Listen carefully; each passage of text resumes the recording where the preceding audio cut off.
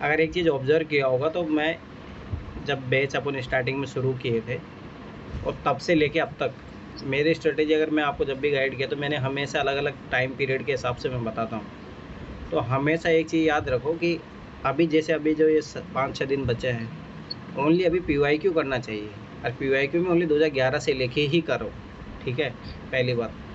दूसरी बात, अब ऐसा नहीं है कि आप कोई नई चीज़ पढ़ रहे हो तो ऐसे नहीं करनी चाहिए।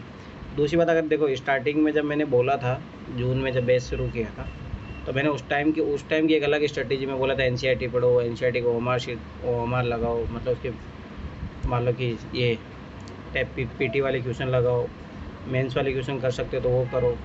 फिर मैं नवंबर दिसंबर तक जब आया तो फिर मैंने बोला कि भाई विजन का टेस्ट लगाओ, ठीक है। तो हर समय मैंने स्टार्टिंग से बोला था कि PYQ पे R&D कर लेना, तो हर समय की अलग अलग स्ट्रेटेजी होती है, ठीक है। और अभी जो है हकीकत में बता रहा हूँ ना, अभी जो टाइम है वो ओनली PYQ देखो, ठीक है। और जो PYQ में दिया है इन्फॉर्मेशन उसको मेमोराइज़ करने का सोचो। दूसरी बात, जो उसमें गलत ऑप्शन है उसको थोड़ा बहुत करेक्ट करिए। अगर साल भर से मैंने बोला था R&D करके रखना, अगर इतना किया है वही करो। और कौन सी ट्रिक कहाँ पे लग रही है बस वो चीज़ याद रखना कि अच्छा यहाँ पे इस टाइप का वर्ड आया था तो ये गलत हुआ था, तो अपने 2024 में ध्यान रखना, बस इतना करो। अभी पढ़ने का टेंशन मत लो। और हकीकत में बता रहा हूँ, देखो एक चीज़ याद रखना, साल भर पढ़े हो, घबराने की ज़रूरत है नहीं, अच्छा चीज़ें होगी, ठीक है। तो इतना टेंशन मत लो, ठीक है। रिजल्ट ओरिएंटेड ज़्यादा मत सोचो, साल भर मेहनत किया तो अच्छा ही होगा जो भी होगा, ठीक है। और मुझे जहाँ तक लग रहा है सब लोग ठीक ठाक लेवल पे हो। CSET में अभी 1-2 क्लास बची है और वो 2023 वाला पेपर कराना, तो उससे थोड़ा बहुत फ़ायदा मिल जाएगा, 4-5 क्वेश्चन होगा, ठीक है, क्योंकि पेपर इसी से ही रिलेटेड आएगा, ठीक है। तो ये चीज़ याद रखो। दूसरी बात अब ये है कि जितने दिन बचे हैं इसमें पढ़ने का टेंशन मत लो। अब ये सोचो कि जो मैंने चीज़ें लर्निंग ली है साल भर में, जो सीखा है, बस मैं उसको वहाँ पे अच्छे से यूज़ करूँ। तो सबसे मेन इंपॉर्टेंट बात होती है कि आप अभी अपने हेल्थ पे ध्यान दो। ऐसा भी नहीं है कि अपन एग्ज़ाम देने लायक ही नहीं रहे ज़्यादा पढ़ने के चक्करों में, ठीक है। अभी है कुछ लोग जो लग रहे हैं, तो मेरा मानना है ज़्यादा पढ़ने की टेंशन मत लो, जितना रिलैक्स रहो। और हाँ, ये है कि फालतू में कहीं नहीं बाहर जाना वाना, गर्मी कितना भयंकर है भाई, ठीक है, रूम में रहो और अपने आप पे बिलीव करो, सब कुछ अच्छा होगा। थोड़ा हेल्थ का, खान पीन का ध्यान रखो। और एग्ज़ाम से पहले भाई, जैसे मान लो तुम्हारा पूजा पटना एग्ज़ाम है तो भाई एक दिन पहले ही निकल जाना, लापरवाही मत करना, ठीक है। मॉर्निंग में निकल जाओ ताकि, हाँ, कब निकलोगे तुम? मैं 15 को निकलेंगे। हाँ, 15 को मॉर्निंग में ही निकल जाना आराम से, ताकि वहाँ पहुँच जाओ शाम तक। और वो एक बार 15 को सेंटर, ट्रेन है मेरे घर के, मतलब 10 किलोमीटर से लगभग ट्रेन है, उस 3-4 बजे पहुंच जाएंगे। हाँ, आराम से। और वहाँ से जाके फिर एक बार देख लेना कितना डिस्टेंस पे है, क्या है। जनकपुरी देख लेना एक बार, सब देख लो। जैसे मेरा भी सेंटर आया था तो मैंने देख लिया कहाँ पे है, कितनी दूर है, किससे जाना है, मुझे सब पता होना चाहिए। एग्जाम आती है ना, नींद बहुत ज्यादा आती है सच में। इतना मैं कभी नहीं सोती थी जितना आजकल सोते हैं। कोई बात नहीं है, ठीक है, तुम काहे टेंशन ले रहे हो फालतू। मेरी मम्मी बोलती रहती है लड़की इतना सोती है, क्या पढ़ेगी नहीं, बहुत सारा डांट लगता है। अच्छी बात है, अभी जितना चिल करोगे माइंड उतना फ्रेश रहेगा और एग्जाम में उतना ही आउटपुट आएगा, ठीक है। तो ये चीज़ याद रखो, कोई चीज़ की टेंशन मत लो बिल्कुल भी। और फिर मैं फिर बार बार बता रहा हूँ, अभी जो टाइम है इसमें रश करने वाला टाइम नहीं है। You have to confident. और अपने आपने जो सीखा है बस उसके लिए बस ये रहो कि हाँ, मैं साल भर ही मैंने पढ़ा है, जो पढ़ा आएगा तो मैं करके आऊँगी, उसमें क्या ही दिक्कत है, ठीक है। तो इतना टेंशन नहीं लेना। और मैं फिर बार बता रहा हूँ, एडमिट कार्ड, पेन जो अपना है अभी से सब कुछ भाई, क्या क्या लेके जाना है सब कुछ, तो वो सब कुछ रेडी रखना और आराम से हो जाएगा, इतनी कोई बड़ी बात नहीं है, ठीक है। आधार कार्ड भी लेना है सर? जो आपने उसमें डाला है ना, जो आपके आइडेंटिटी, जो उसमें देखो एडमिट कार्ड में जो आपने डाला है वही लेके जाना है, वो ओरिजिनल आधार लेके। कार्ड तो डाले हैं। हाँ, तो फिर वो ओरिजिनल लेके जाना और इसके 2 फोटोकॉपी करवा लेना, ये लेके जाना। और जो बॉल पेन मैंने जो बोला था वो ले जाना, ठीक है।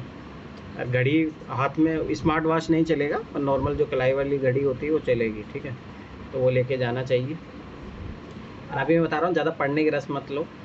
अगर बिल्कुल ही पढ़ने मन नहीं कर रहा, कोई दिक्कत नहीं है। अब मैं तो पिछले कितने दिनों से, 15 दिन से मैं पढ़ना छोड़ चुका हूँ, ठीक है, जो होगा देखा जाएगा, क्या ही दिक्कत है। तो इतना बर्डन नहीं लेने का है, ठीक है। अगर देखने का मन करे तो बस PYQ वाली मेरी वीडियो है वो देख लो, ठीक है। PYQ देख लो, इससे ज़्यादा कुछ भी करने की जरूरत नहीं, टेंशन मत लो। रिवीजन भी छोड़ चुके हैं, अब टाइम ही नहीं बचता रिवीजन करने का। कोई बात नहीं, घबराने की ज़रूरत नहीं है। तो इतना ज़्यादा टेंशन लेने वाली बात नहीं है, बिल्कुल कूल रहो। और मैं फिर बारह बता रहा हूँ, आउटपुट जो है तुम लोगों का तभी ज़्यादा आएगा जब जितना नॉर्मल रहोगे। अगर जितना माइंड में प्रेशर लेके जाओगे ना और रिजल्ट ओरिएंटेड ज़्यादा थिंकिंग करोगे कि नहीं मुझे तो सिलेक्शन चाहिए, मुझे तो फिर IAS बनना है, कलेक्टर बनना है, मुझे लवासना जाना है, ये सब फालतू की बातें हैं। Do it, follow your procedure. भैया मुझे देखो आराम से, पहले तो अभी बचे हुए दिन है उसमें अपने हेल्थ का ध्यान रखना है सबसे फर्स्ट प्रायोरिटी। मैं फिर बता रहा हूँ, अभी ये 6-7 दिन में पढ़ना प्रायोरिटी नहीं है। अभी आपकी प्रायोरिटी होना चाहिए कि मेरा हेल्थ सही रहे 6-7 दिन, कोई दिक्कत नहीं, मैं अच्छे से एग्ज़ाम दे पाऊँ बस। जो मैंने साल भर मेहनत की है, जून से पहले मैंने पिछले 12-13 महीने में, किसी के मान लो 2-2 3-3 साल से मेहनत होगी, तो वो जो मेहनत है मैं उसको अप्लाई कर पाऊँ, उसके लिए मैं ज़रूरी कि स्वस्थ रहूँ और एग्ज़ाम वाले दिन में जाके आराम से अच्छे से पेपर दे पाऊँ। वो बहुत ज़्यादा इंपॉर्टेंट है, ये चीज़ याद रखना। अभी ये इम्पोर्टेंट नहीं है कि मैं अभी और पढ़ लूँ वो पढ़ना नहीं है। अब पढ़ना है मतलब जिसका लग रहा है कि पढ़ने की एफिशिएंसी है, नहीं मेरे तो अभी पढ़ना है, वो पढ़ लो। जिसका मन नहीं लग रहा ठीक है, इतना घबराने वाली बात नहीं है। जितना नॉर्मल रहोगे उतना आउटपुट में फिर बार बता रहा हूँ ज़्यादा आएगा। और जितना अगर तुम एंजाइटी क्रिएट करके जाओगे एग्ज़ाम में, पक्का बता रहा हूँ गोला गलत भरोगे वहाँ पे, ठीक है। कभी लगा पेपर भूल गए, बहुत सारे लोगों के साथ होता है। तो अभी ये इंश्योर करो कि कैसे भी मुझे एग्ज़ाम में टाइम से जाना है। और मैं फिर बता रहा हूँ, ये चीज़ याद रख लेना सब लोग, आधा घंटा आपके पास 9 बजे ही एंट्री, मतलब एंट्री 8:30 बजे शुरू हो जाएगी और 9 बजे क्लोज हो जाएगी। पहले होता था 9:20 पे, ये चीज़ याद रखो। अब की बार उल्टा सिस्टम हुआ है तो थोड़ा ये, और मैं फिर बता रहा हूँ वहाँ कुछ भी नहीं होता है। अगर आप 9:01 पे भी गए तो एंट्री नहीं होगी। तो ये चीज़ दूसरी ज्यादातर तो पेपर लीक का ही हो रहा है, ज्यादा डर इसी का है। इसीलिए एडमिट कार्ड भी लेट जारी किया। नहीं तो मुझे इतना सालों में 6 साल से एग्ज़ाम दे रहा हूँ, मुझे पता है कि वो कम से कम 3 वीक पहले एग्जाम वो दे देती थी एडमिट कार्ड। तो अब की बार उसने सोचो कि इतना लेट दिया है तो इसका मतलब है कि कुछ ना कुछ है। अरे थोड़ा आरोप भी लगे थे UPSC पे, EPFO का पेपर आउट हुआ था, और वो हुआ था, रियलिटी है, इतनी कट ऑफ चली जाती है, 200-200 नंबर पे बच्चों को सिलेक्शन नहीं हुआ, सोचो। तो है वो इसी कारण से, तो अब की बार थोड़ा सख्ती बरती जाएगी। दूसरी बात, जैसे पहला पेपर कंप्लीट हो जाएगा तो उसके बाद में याद रखना कि 2 बजे एंट्री है। कहीं पता लगा वहीं सोते रह गए किसी पेड़ के नीचे तो ये भी याद रखना, उसमें भी आधा घंटे पहले आपको एंट्री होनी पड़ेगी। तो अवेयर रहना कि पता लगा सोते रह गए, पहला पेपर बढ़िया चला गया, अब दूसरे में खाया पिया सो गए एकदम पेड़ के नीचे वहाँ पे, और आधा घंटा पता लगा कि जाग के जा रहे हो 2:30 बजे, तो नहीं एंट्री होगी। तो ये छोटी छोटी चीज़ें थोड़ा ध्यान रखो। और अभी मेरा फिर बार बार मैं एक ही चीज़ बोलूँगा, अभी हेल्थ को प्रायोरिटी दो, हेल्थ को सर्वप्रथम रखो। अभी ज़्यादा अगर पढ़ाई में नहीं मन लग रहा कोई टेंशन मत लो। मैं तो 15 दिन हो गए मुझे तो सब किताब साइड में देखो मुझे इतना पता है, होना होगा तो हो जाएगा, नहीं होना होगा तब भी कोई दिक्कत नहीं, पढ़ के भी। अब ऐसा नहीं कि मैं 5 दिन पढ़ लूँगा तो हो जाएगा साल भर अगर आपने मेहनत की है तो 100% होगा आपका। अगर आपने साल भर मेहनत नहीं की है और आप सोच रहे कि 5 दिन में मैं तीर निकाल के बाण अपने अस्त्र शस्त्र यूज कर लूँ, उससे नहीं होगा काम, ठीक है। तो इतना ज़्यादा है नहीं, जो है अभी साल भर मेहनत की है उस पर भरोसा रखो और अच्छा रिजल्ट जाएगा, टेंशन मत लो। और मुझे आशा है, अब लगभग ये मान के चलो शायद मैं 2 या 3 क्लास और लूँगा, ठीक है। फिर उसके बाद में तभी मिलेंगे अपन जब कोई के किसी का रिज़ल्ट निकलेगा। मैं आशा करता हूँ कि आप सभी लोग रिज़ल्ट लेके आएंगे। अगर ऐसा हुआ कि किसी का रिज़ल्ट नहीं आया, ऐसे चांसेस तो बहुत कम है, उम्मीद है मुझे 5-10 लोग तो लिखेंगे अपने ही जो स्टूडेंट है उसमें से। मान लो कि नहीं हुआ तो फिर मैं शक्ल दिखाने मैं भी नहीं आऊँगा फिर बाय बाय है, फिर मैं UPSC में छोड़ छाड़ दूँगा, लास्ट टाइम है मेरा भी ये, फिर कुछ और ही देखेंगे, फिर कुछ और ही कुछ करेंगे। ये है लास्ट टाइम है। अगर के तो मैं सफल हुआ या आप लोग सफल हो गए तो आपकी सफलता भी मेरी सफलता है। अगर आप लोग भी सफल हुए तो मेंस के लिए कुछ करेंगे आगे, अगर नहीं होते हो तो फिर मैं नहीं, लास्ट चांस है। फिर UPSC दूर दूर से कोई नाता नहीं, UPSC ख़त्म, यहीं तक का सफ़र था। 6-7 साल दे लिए, 7 साल हो गए आज मुझे, लगभग 7 जून हो गए ना मुझे दिल्ली में आए हुए, आज 7 साल हो गए पूरे। 7 जून को मैं आया था यहाँ पे, फिर 8 जून को मैंने रूम लिया था, 9 जून से मैंने इसी रूम में रहना मैंने शुरू किया था। सोचो आज से 7 साल हो गए मुझे, तो बहुत लॉन्ग जर्नी रही। तो इससे ज़्यादा टाइम देना भी नहीं चाहिए, कोई मतलब नहीं है। मैं तो ये मानूँगा कि आप लोग भी अगर ईमानदारी से अगर तैयारी कर रहे हो, 2-3 अटैम्प्ट बहुत है अगर आप ईमानदारी से करते हो, ठीक है। अगर वो एक अलग बात है कि मेरी तरह करोगे लापरवाही या बरतोगे तो फिर उससे काम नहीं चलेगा। अगर ईमानदारी से डेडिकेट होकर अगर 2-3 साल दिए जाए तो जो तुम रैंक चाहोगे वो मिल जाएगा। ऐसे कोई बड़ी बात नहीं है, एग्ज़ाम निकालना ऐसा कोई इशू नहीं है। मोनिका आपके सामने एग्जांपल है, देख लें मोनिका प्रॉपर आईएएस बनेगी, इतना मुझे कॉन्फिडेंस है। मेहुल है, ये लोग हैं जो प्रॉपर बनेंगे आगे जाके, तो ऐसा कोई बड़ी बात नहीं है, ठीक है। तो ये चीज़ याद रखो, अच्छा खासा होगा, टेंशन मत लो, ठीक है। तो मैं फिर बार बता रहा हूँ, अभी ज़्यादा पढ़ने का टेंशन नहीं लेना है। जो साल भर सीखा है उसको जितना मन करो उतना पढ़ लो, ज़बरदस्ती मत थोपो अपने आप पे, आखिरी टाइम है, ठीक है। क्लास शुरू करते हैं अब।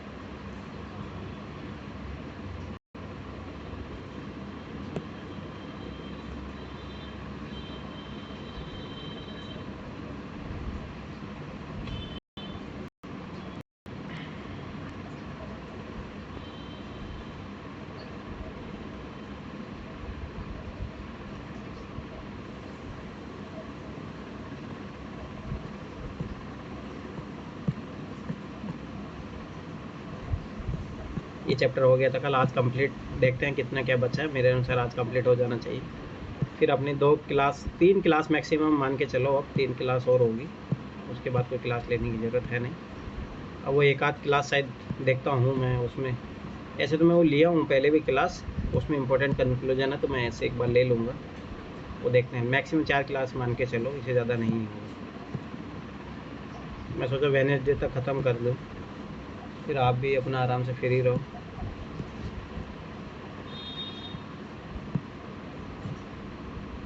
ठीक है, शुरू करते हैं अपन। देखो हर साल इसे एक क्वेश्चन आता ही है, ठीक है। 1 से 2 क्वेश्चन मान के चलो आप, ठीक है। तो ये चीज़ याद रखना, आएगा क्वेश्चन तो, एक आध क्वेश्चन तो हमेशा आता है इससे, ठीक है। तो डायरेक्शन टेस्ट में तो टाइप 1 किस टाइप के आते हैं, यदि प्रारंभिक दिशा में दिया गया हो तो अंतिम दिशा ज्ञात करें, इस टाइप का क्वेश्चन आता है। यदि अंतिम दिशा गया हो तो प्रारंभिक दिशा ज्ञात करें, ठीक है। इसमें याद रखना कि ये बहुत ईजी होते हैं, इसमें बस लैंग्वेज का ध्यान से देखना कहाँ से पूछ रहा है, सी से ए की तरफ, ए से सी की तरफ, थोड़ा ये बस थोड़ा ध्यान रखना, ईजी होता है, आराम से क्वेश्चन के अकॉर्डिंग पढ़ो, बन जाता है। यदि प्रारंभिक अंतिम दोनों दिशा दी गई तो मोडों की संख्या ज्ञात करो। मोड मतलब कितना टर्न ले रहा हो। अब देखो यहाँ पे टर्न कितना हो, 1 2 3 4, तो बस इस टाइप का क्वेश्चन पूछ लेता है। प्रारंभिक और अंतिम दिशा के बीच दूरी ज्ञात करो, ये सबसे इम्पोर्टेंट है, वेरी वेरी इंपॉर्टेंट, यही यूपीएससी क्वेश्चन पूछता है, ठीक है। प्रारंभिक स्थान के संदर्भ में और अंतिम स्थान किस दिशा में है, ठीक है। तो ये भी चीज़ याद रखना, ये सिमिलर ऐसा ही क्वेश्चन है।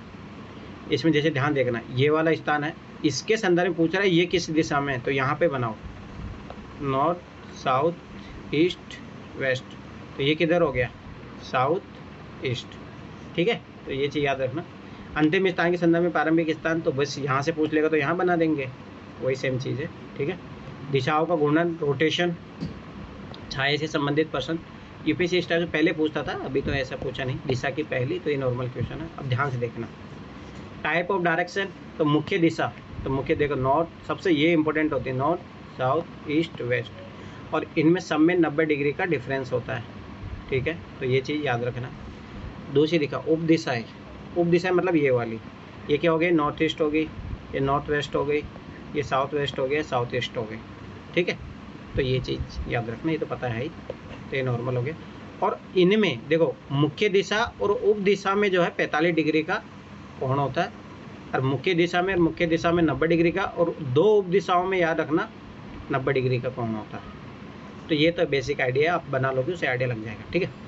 तो 2 लगातार मुख्य दिशा के बीच 90 डिग्री का कोण होता है, 2 लगातार उप दिशा के बीच कोण 90 डिग्री का होता है, 2 लगातार मुख्य दिशा और उप दिशा के मध्य कोण 45 डिग्री होता है। तो ये सब मैंने बता दिया। अब देखो दिशा का घूर्णन, अब की बार भी क्वेश्चन 2023 में आया था, और बहुत ईजी क्वेश्चन आया था, मैं फिर बार बता रहा हूँ, क्वेश्चन की लैंग्वेज ध्यान से पढ़ना, बहुत ईजी क्वेश्चन होता है, ठीक है। तो ये चीज़ याद रखना, जैसे घड़ी की दिशा में, ठीक है, तो इसका मतलब क्या हो, दक्षिणावर्त, इसको बोलते हैं क्लॉकवाइज। तो इंग्लिश एक बार अगर हिंदी नहीं समझ में आए ना, इसके देखो दक्षिणावर्त, दाएं, ऐसे बोल देता है घड़ी की दिशा में, तो इंग्लिश में एक ही वर्ड यूज होता है, क्लॉकवाइज। तो ये चीज़ याद रखना, इंग्लिश में पढ़ लेना। अरे घड़ी के विपरीत दिशा में एंटी क्लॉकवाइज, तो इंग्लिश पढ़ लेना, ज़्यादा ईजी रहेगा। घड़ी की दिशा में तो घड़ी तुम्हें पता है ऐसे ही घूम चलती है, तो ऐसे, ठीक है। और घड़ी की विपरीत दिशा में मतलब ऐसे। अब आगे देखो, मोड 2 प्रकार के होते हैं, मतलब 27 बात, जैसे मैं ऐसे चल रहा हूँ, अब मैं इधर भी जा सकता हूँ, इधर भी जा सकता हूँ। अगर मैं इधर गया तो ये मेरा राइट गया, और मैं इधर गया तो लेफ्ट गया। ठीक है, तो ये चीज़ याद रखना, ये लेफ्ट और राइट है। एक बाया एक दाया का मतलब होता है 90 डिग्री, ध्यान से समझना। अब जैसे मान लो मैं यहाँ था तो मैं एक मतलब राइट गया तो ये देखो कितने डिग्री का एंगल बना, 90 डिग्री का। अगर मान लो मैं लेफ्ट गया तो ये भी 90 डिग्री का कौन।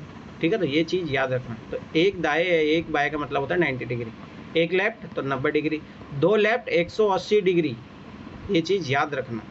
ठीक है, तीन राइट तो 270 डिग्री एंगल घूमना पड़ेगा आपको, चार राइट बोल दे तो 360 डिग्री। ठीक है, तो ये छोटी छोटी चीज़ें याद रखना, ये बहुत काम में आएगी। ठीक है, तो अब देखो, अगर आप 2 बार लेफ्ट हो रहे हो, ठीक है, 2 बार लेफ्ट आपने घूमा, एक लेफ्ट 2 लेफ्ट। ठीक है, तो ये चीज़ याद रखना, 180 डिग्री घूम गए आप। ठीक है, और राइट में भी अगर आप मान लो जैसे 2 बार गए, 2 लेफ्ट मतलब 2 राइट, एक राइट और ये 2 राइट। ठीक है, तो ये चीज़ याद रखना, ये दोनों उसके इक्वल हो जाएंगे। और दूसरा देखो, अगर 3 लेफ्ट घूमे आप, देखो ध्यान से देखना, एक लेफ्ट, अब देखो 2 लेफ्ट, इधर जाओ तो हाँ इधर लेफ्ट होगा ना, 3 लेफ्ट, तो ये एक राइट के बराबर होगा। अब जहाँ से मान लो, नहीं एक मिनट, इसका मतलब होता है जैसे इसमें बात कर रहे हैं नॉर्थ साउथ ईस्ट वेस्ट। ठीक है, अब देखो ध्यान से देखना, मान लो मैंने 2 लेफ्ट लिया। ठीक है, 2 लेफ्ट लिया तो 2 लेफ्ट मतलब क्या हुआ। ठीक है, ये एंटी क्लॉकवाइज, तो 2 मैंने लिया, ध्यान देखना, मतलब यहाँ से मैंने 2 लेफ्ट लिया तो 180 डिग्री आया।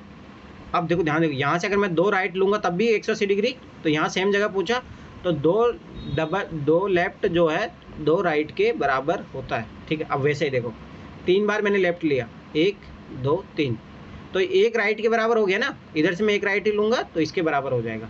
अगर मैं 3 राइट हूँ, 1 राइट 2 राइट 3 राइट, तो ये एक लेफ्ट के बराबर होगा। तो ये चीज़ याद रखना, तो 2 लेफ्ट या 2 राइट 180 डिग्री दोनों बराबर होता है। तो प्रारंभिक दिशा व अंतिम दिशा एक दूसरे के विपरीत होती है। ठीक है, तो ये चीज़ याद रखना।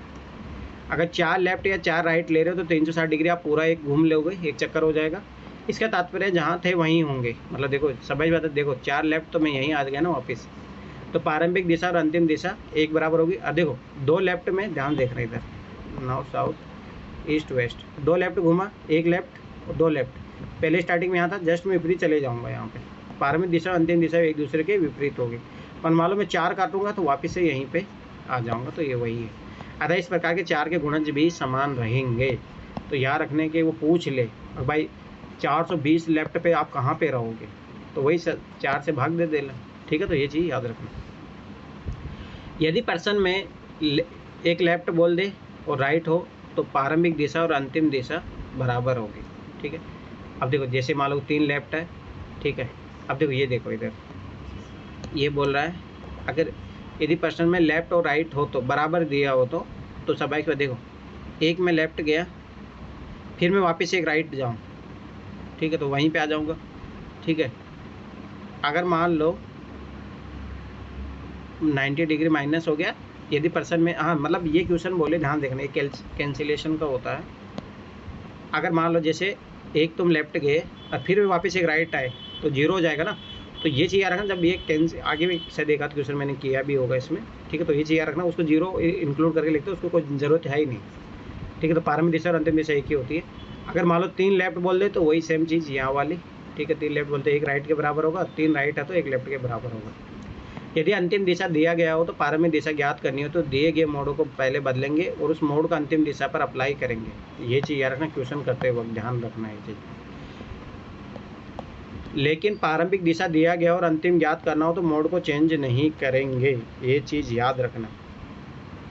ठीक है, ड्राइंग नहीं करना है जब दिशा पूछता है। ठीक है, जब दिशा पूछा तो ड्राइंग मत करने लग जाना।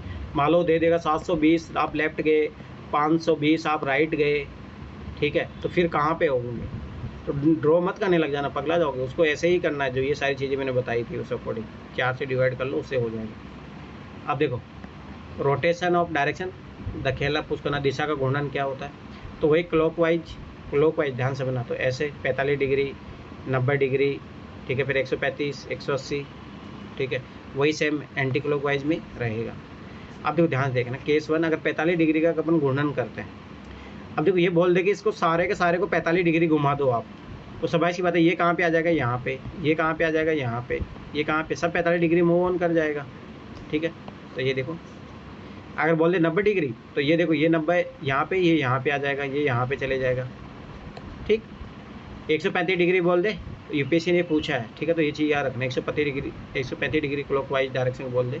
अब देखो ध्यान देगा, ये 90 प्लस इसमें 45 और जोड़ना पड़ेगा, तो ये यहाँ पे आ जाएगा। अब तो बस अब सबको इसी अकॉर्डिंग चेंज करते जाओ, हो जाएगा, नॉर्मल है। 180 डिग्री, तो ये जस्ट यहाँ विपरीत हो जाएगा, ये यहाँ आ जाएगा, ये यहाँ आ जाएगा, ये यहाँ आ जाएगा। ठीक है, ऐसा ही क्वेश्चन कभी कभी मैप पे भी आधारित पूछ लेता है। ठीक है, तो वही सेम चीज़ रहेगा, नॉर्थ साउथ ईस्ट वेस्ट। अब बोल इसी को बोल दे कि आप 90 डिग्री घुमाओ, तो ये यहाँ पे आ जाएगा, बस वही बात है। ठीक है, तो ये चीज़ याद रखना, नॉर्मल है। दूरी ज्ञात करें, ये सबसे इम्पोर्टेंट है, इसी से रिलेटेड क्वेश्चन आता है। 2011 से लेकर 2023 तक देखोगे आप 10-12 क्वेश्चन आए हुए हैं ऐसे। ठीक है, तो ये मान के चलो हर साल एक आध क्वेश्चन आता ही है। तो प्रारंभिक व अंतिम के बीच का अधिकतम दूरी, तय की कुल दूरी, न्यूनतम मतलब सीधी रेखा, ये चीज़ याद रखना। अगर अधिकतम पूछ रहे हैं तो अपन टोटल दूरी देखेंगे। ठीक है, अगर न्यूनतम पूछ रहा तो ऐसे ये चेक करना पड़ेगा, ये मिनिमम डिस्टेंस है। ठीक है, तो ये चीज़ याद रखना। प्रारंभिक दिशा के संदर्भ में अंतिम दिशा ज्ञात करना, या अंतिम दिशा के संदर्भ में प्रारंभिक दिशा ज्ञात करना, ये तो नॉर्मल है, मैंने बोला है तो ऐसे बना लेना वहाँ पे। ठीक है, नोट, जिसके संदर्भ में सापेक्ष प्रश्न पूछा जाए वह डायरेक्शन का ओरिजिन होगा। तो मैंने वही बोला, जैसे मान लो कि अंतिम दिशा से प्रारंभिक दिशा किधर है, तो यहाँ अपन बनाएंगे। ठीक है, तो ये चीज़ याद रखना। जैसे बी के संदर्भ में सी कहाँ पे है, देखो बी के संदर्भ में, तो बी पे अपन ने बनाया, ये बनाया, तो ये सी देखो यहाँ पे है, तो किधर है, नॉर्थ वेस्ट में। ठीक है, तो ये चीज़ याद रखना, ये लैंग्वेज का कमाल है और कुछ नहीं। सब इम्पोर्टेंट रूल क्या होता है, 0 से 90 डिग्री अपन जानते हैं न्यून कोण होता है, ये एनसीईआरटी में दिया था। 90 से 180 डिग्री अधिक कोण होता है, तो ये चीज़ याद रखना। ठीक है, ये बच्चों ने आपने पढ़ा भी होगा, 10 SCT sine theta cos theta tan theta, ये लाल बटा कक्का होता है, लंब कर्ण आधार कर्ण। ठीक है, लंब आधार। ठीक है, समकोण त्रिभुज अपन जानते हैं जिसका एक कोण 90 डिग्री होना चाहिए। ठीक है, इस टाइप का क्वेश्चन आया है एक बार। ठीक है, याद रखना, समकोण त्रिभुज जिसका एक कोण 90 डिग्री होना चाहिए, याद करना। जो पाइथागोरस प्रमेय है अपन इसी में ही लगा सकते हैं, याद रखना ये चीज़। बाकी दो कोण, जो एक कोण 45 डिग्री या दूसरा कोण 60 डिग्री होता है, या 30 डिग्री भी हो सकता है, ये चीज़ याद रखना। 3 भुजा, तो इसको लंब आधार और कर्ण होती है, तो ये याद रखना कि पाइथागोरस जो प्रमेय है वो ये है, और इसी से ही आंसर आता है इस क्वेश्चनों का। तो कर्ण स्क्वायर, कर्ण याद रखना 90 डिग्री के सामने वाली भुजा होती है। ठीक है, और लंब प्लस आधार का स्क्वायर, इसी पे बेस क्वेश्चन आते हैं। अगर मान लो केस 1 समद्विबाहु त्रिभुज दे दे, तो एक चीज़ याद रखना, समद्विबाहु त्रिभुज में क्या होती है, दो भुजाएं सेम होती है, तो दो कोण भी सेम होते हैं। तो याद रखना कर्ण स्क्वायर का मान लंब और आधार के स्क्वायर से मान से ज़्यादा होगा। अगर विषमबाहु त्रिभुज दे दे, तो याद रखना इस टाइप का क्वेश्चन आया हुआ है, विषमबाहु समकोण त्रिभुज 90 डिग्री तो होगा, सारी भुजाएं अलग अलग रहेगी, तो सारे कोण भी अलग अलग रहेंगे, तो इसमें लंब और आधार बराबर नहीं रहेंगे, पर कर्ण हमेशा ज़्यादा रहेगा। ठीक है, तो ये चीज़ याद रखना, तीनों बहुत इंपॉर्टेंट है, इन्हीं तीनों के आसपास क्वेश्चन आता है। ठीक है, आगे देखो, समद्विबाहु समकोण त्रिभुज में कर्ण हमेशा लंब या आधार का √2 गुना होगा। ठीक है, समद्विबाहु त्रिभुज में तो दो भुजा समान रहेगी, तो इसमें लंब और आधार सेम रहेगा, तो इसलिए √2 बन जाता है वो। ठीक है, तो ये चीज़ याद रखना। यदि समकोण त्रिभुज में लंब और आधार बराबर हो तो दोनों का कोण 45 डिग्री होगा, ये बात सही है। यदि समकोण त्रिभुज में लंब और आधार बराबर नहीं है, तो केस 1 लंब बड़ा हो सकता है आधार से, या केस 2 क्या हो सकता है, आधार लंब से बड़ा हो सकता है। जिसकी भुजा अधिक होगी उसी का कोण अधिक होता है, याद रखना 45 डिग्री से अधिक रहेगा, ये चीज़ें याद रखना। एक क्वेश्चन आया था इस पे बेस। आंकड़ों की पर्याप्तता का मतलब होता है हमेशा निश्चित होगा, हाँ, तो ये तो मैंने डाटा सफिशिएंसी पढ़ा ही दिया था आपको। ठीक है, तो ये चीज़ याद रखना। अब इस टाइप क्वेश्चन पीसीएस में आते हैं, यूपीएससी में पहले पूछता था, अभी तो नहीं पूछा 2011 से, अगर आप देखोगे। ठीक है, पीसीएस में तो अभी भी आते हैं। छाया का पूछता है, शैडो कैसे बन रही है, आप सूरज की तरफ चेहरा करके रखे हो तो आपकी छाया तो पीछे बनेगी ना, तो बस वही सारी चीज़ें। सोर्स ऑफ लाइट क्या है, ठीक है, अगर मान लो सन है, तो प्रातःकाल में सूरज किधर रहता है, ईस्ट में, तो आपकी जो अगर मान लो आप यहाँ खड़ा हो तो छाया कहाँ बनेगी, आपके पीछे। संध्याकाल में सूरज कहाँ रहेगा, वेस्ट में, तो आपकी छाया किधर बनेगी, ईस्ट में। तो ये तो बेसिक नॉलेज है। बॉडी अपन किसका है, ह्यूमन बॉडी का यूज करेंगे। सुबह में एक व्यक्ति छाया की तरफ चलना प्रारंभ किया तो वह पश्चिम की तरफ चलना प्रारंभ करेगा। शाबाशी बात है। देखो, अगर वो छाया, अपनी छाया जो बन रही है उसकी तरफ चलेगा तो इधर चलेगा ना। यदि छाया के विपरीत चलना प्रारंभ करा तो पूर्व की तरफ चलेगा। ये बात भी सही है। संध्या काल में यदि छाया की तरफ चलना प्रारंभ किया तो मतलब पूर्व की दिशा में। स्वाभाविक सी बात है, क्योंकि इसकी छाया इधर बन रही है तो इधर चलेगा। अगर छाया के विपरीत चल रहा है तो मतलब पश्चिम की ओर चल रहा है। ठीक है, ये बात सही है। क्योंकि दोपहर 12 बजे सूर्य किरणें पृथ्वी पर सीधी आती है तो इस समय कोई परछाई नहीं बनती। ये चीज़ याद रखना, कॉन्सेप्ट पूछ सकता है। व्हेन सन इन मॉर्निंग, ठीक है। अब ये चीज़, अब देखो मॉर्निंग में किधर रहता है, ईस्ट में रहता है। ठीक है, छाया तो अपने को पता है वेस्ट में बनेगी। ठीक है, अब ध्यान से समझना, अगर आपका फेस जो है नॉर्थ की साइड है, ध्यान देखो, मान लो अपने आप यहाँ खड़े करो और इधर नॉर्थ की तरफ है। ठीक है, तो आपके वेस्ट में लेफ्ट हैंड रहेगा। ठीक है, तो ये चीज़ याद रखना, आपका जो लेफ्ट रहेगा, लेफ्ट हैंड इधर रहेगा, राइट इधर रहेगा आपका। ठीक है, इसीलिए देखो ना, जो न्यूज़ होता है उसको ये लिखा जाता है। ये कारण क्या है, नॉर्थ ईस्ट वेस्ट, इसीलिए न्यूज़ लिखा जाता है। न्यूज़पेपर ये क्यों बोला जाता है, क्योंकि सारी दुनिया की चारों तरफ की खबरें देता है वो। ठीक है, तो ये चीज़ याद रखना। अब तो ध्यान से देखो, आप जब नॉर्थ में आपका फेस है, ठीक है, तो शैडो हमेशा वेस्ट में बनेगी। ईस्ट में जब आपका है तब भी आपकी शैडो वेस्ट में ही बनेगी। ठीक है, और जब आपका चेहरा वेस्ट में है तब भी आपकी छाया किधर बनेगी, वेस्ट में बनेगी। और साउथ में तब भी आपकी छाया उधर ही बनेगी। पर बस वही है कि देखो, जब नॉर्थ में आपका रहेगा तो लेफ्ट, मतलब आपका जो छाया बनेगी लेफ्ट में रहेगी। ईस्ट में जब आप इधर झाँक रहे हो तो आपके बैक में रहेगी। ठीक है, और जब आप वेस्ट में झाँक रहे हो जस्ट आपके फ्रंट रहेगी। ठीक है, अगर आप का चेहरा साउथ की तरफ है तो आपका जो छाया बनेगी वो राइट की तरफ बनेगी। तो ये नॉर्मल चीज़ है, ये तो आप ऑब्जर्व कर लोगे। इवनिंग में वही सेम चीज़, छाया हमेशा ईस्ट में बनेगी, परंतु वही है कि आपके राइट में बनेगी या फ्रंट बनेगी या बैक बनेगी या लेफ्ट बनेगी। ठीक है, तो वो आप आइडिया लग जाएगा इतना तो। ठीक है, आप देखो आगे क्वेश्चन टाइप कैसे होते हैं। दो व्यक्ति मान लो आमने सामने चेहरा करके खड़ा रहेगा। किसी एक व्यक्ति का छाया उसी के संदर्भ में दिया जाएगा एवं दूसरे व्यक्ति की दिशा ज्ञात करना। तो इस टाइप के क्वेश्चन आते हैं।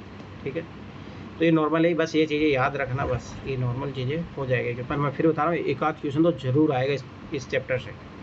किसी एक व्यक्ति का छाया सामने वाले के संदर्भ में हो तो सामने वाले व्यक्ति की दिशा ज्ञात करो।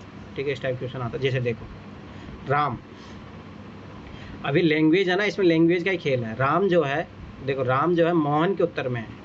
राम जो है मोहन के उत्तर में है। और अब ये याद रखना, ये राम के ही बारे में बात कर रहा है। जब और आ रहा है या कोमा आए तो ये याद रखना राम के ही बारे में बात कर रहा है। राम जो है सोहन के पूर्व में, राम जो है सोहन के पूर्व में, बस। तो ये लैंग्वेज याद रखना। अब देखो, जब ऐसे बोले राम मोहन के उत्तर में है, राम जो है मोहन के उत्तर में है लेकिन सोहन के पूर्व में है, तो सोहन के पूर्व में। देखो ये लैंग्वेज एक ही सेम क्वेश्चन है। अब आगे देखो, राम जो है मोहन के उत्तर में है जो कि सोहन के पूर्व में है, जो कि सोहन के पूर्व में। देखो एक ही क्वेश्चन है पर तीन लैंग्वेज। तो ये चीज़ याद रखना, ये क्वेश्चन को रिप्रेजेंटेशन करने का तरीका होता है।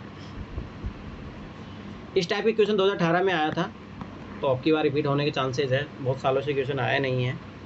आजकल वो क्या है ना, फिगर काउंटिंग वाला तो नहीं पूछ रहा, क्योंकि ना मैंने सर इसका रीज़न बताया भी था कि क्योंकि जो लोग मान लो कि ब्लाइंड होते हैं, ठीक है, उनके लिए फिर थोड़ा ये क्वेश्चन कर पाना, जैसे इनके लिए पहले पेपर ही अलग आ जाता था, तो इसलिए फिगर काउंटिंग वाले तो क्वेश्चन नहीं देगा वो, बहुत रेयर चांसेस है। 2018 के बाद तो दिया ही नहीं, उससे पहले 2013-14 तक ही देता था, उसके बाद नहीं दिया। तो परंतु आजकल क्या कर रहा हूँ, लैंग्वेज में ही पूछ रहा है, और इसमें प्रोबेबिलिटी का भी जो है, प्रोबेबिलिटी और परम्यूटेशन कॉम्बिनेशन का टॉपिक को यूज़ कर रहा है, तो इसलिए इंपॉर्टेंट हो जाता है। एक दो क्वेश्चन मिलते हैं इससे देखने को, ठीक है, तो 1 से 2 क्वेश्चन मान के चलो आएंगे, ठीक है, ये चीज़ याद रख लेना फिगर काउंटिंग से।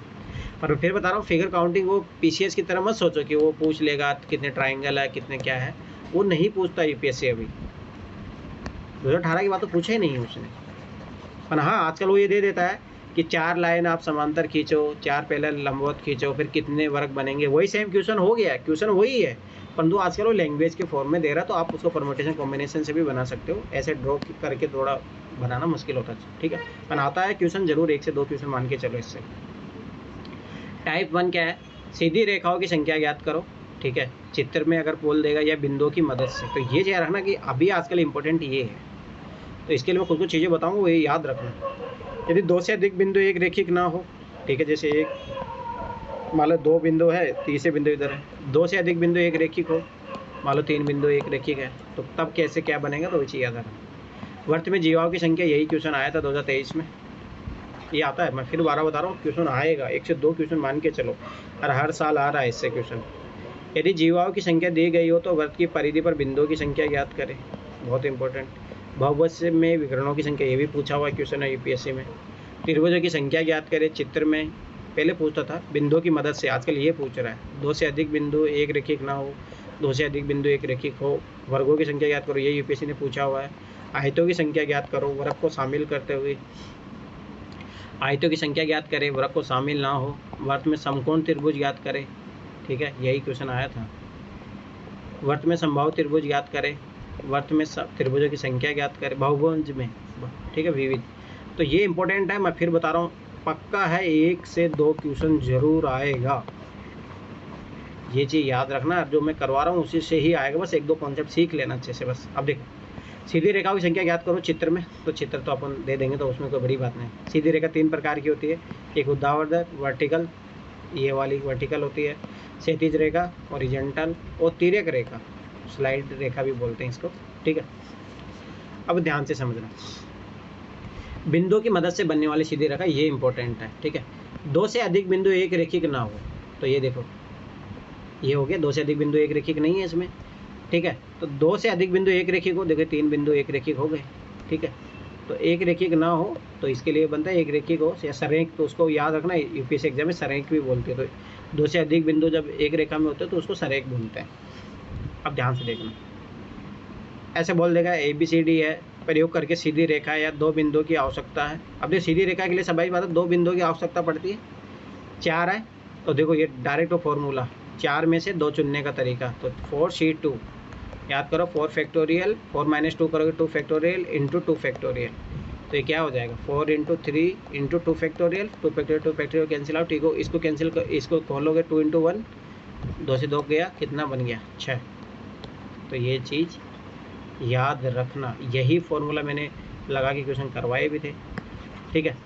तो 4C2, 4 में से 2 चुनना है, तो ये वही डायरेक्ट फार्मूला लगाओ, ये मैंने जो बोला था परम्यूटेशन कॉम्बिनेशन, ये 2 ही फॉर्मूले में चलता है, एक NPR होता है और एक NCR होता है, बस, ठीक है। 9 में से 3 चुनना, ये सब चीज़ें याद रखना। तो ये कब लगेगा, जब 2 से अधिक बिंदु एक रेखिक ना हो, ठीक है, तो ये चीज़ याद रखना। अब जब 2 से अधिक बिंदु एक रेखिक होगी तब क्या फॉर्मूला लगेगा, ध्यान से समझना।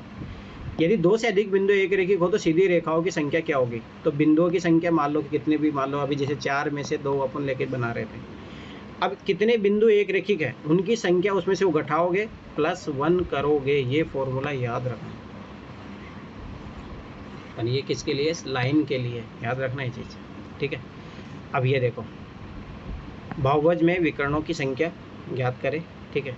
जैसे विकर्ण क्या होता है, डायगोनल, याद रखना ऐसा ऐसा, ठीक है। एक सीधी रेखा है जो कि तिर्यक होती है, ठीक है। बहुभुज से घिरे हुए क्षेत्र को बहुभुज कहते हैं, भुजाओं से घिरे हुए, ये त्रिभुज हो गया, ये चतुर्भुज हो गया, ये आयत हो गया, ये पंचभुज हो गया, ये षटभुज हो गया, ठीक है।